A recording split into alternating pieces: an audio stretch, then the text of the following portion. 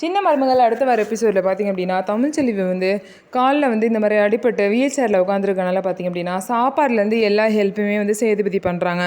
ஆனால் பார்த்திங்க அப்படின்னா தமிழ்ச்செல்வி சேதுபதி கிட்ட வந்து இந்த மாதிரி உங்களுக்கு ரொம்ப தேங்க்ஸ், இந்த மாதிரி என்ன ஹாஸ்பிட்டல் கூட்டிகிட்டு போனதுக்கு அப்படின்லாம் சொல்லி கேட்குறாங்க.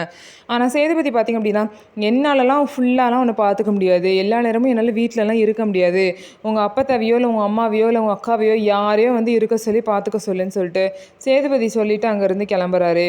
இன்னொரு சைடு பார்த்திங்க அப்படின்னா தமிழ்ச்செல்விக்கு வந்து எக்ஸாம் எழுத கூட்டிகிட்டு போகணும் அப்படின்னு சொல்லிட்டு இந்த மாதிரி பண்ணுறதுனால நம்மளோட கட்சி வந்து நல்ல நிலைமைக்கு வரும், கட்சி மேலே நல்ல மரியாதை வரும் அப்படின்னு சொல்லிட்டு கட்சியிலேருந்து ஒரு பெண் அமைச்சர் வந்து ராஜாங்கத்துக்கிட்ட பேசுனாங்க.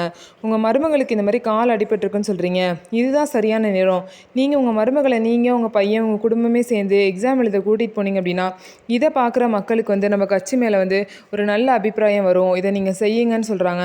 அதுக்கப்புறம் அந்த அமைச்சர் வந்து தமிழ்ச்செல்வியையும் பார்த்து பேசுகிறாங்க. இதை கேட்டு தமிழ்ச்செல்விக்கு ரொம்பவே சந்தோஷம். சரி எல்லாம் சொல்கிறாங்க, அப்பாவும் சொல்கிறாரு அப்படிங்கிறதுக்காக சேதுபதியும் அதுக்கு ஒத்துக்கிறாங்க. ஸோ இந்த மாதிரியே வந்து கூடிய சீக்கிரம் தமிழ்ச்செல்வியும் சேதுபதியும் செய்கிறது தான் போகிறாங்க.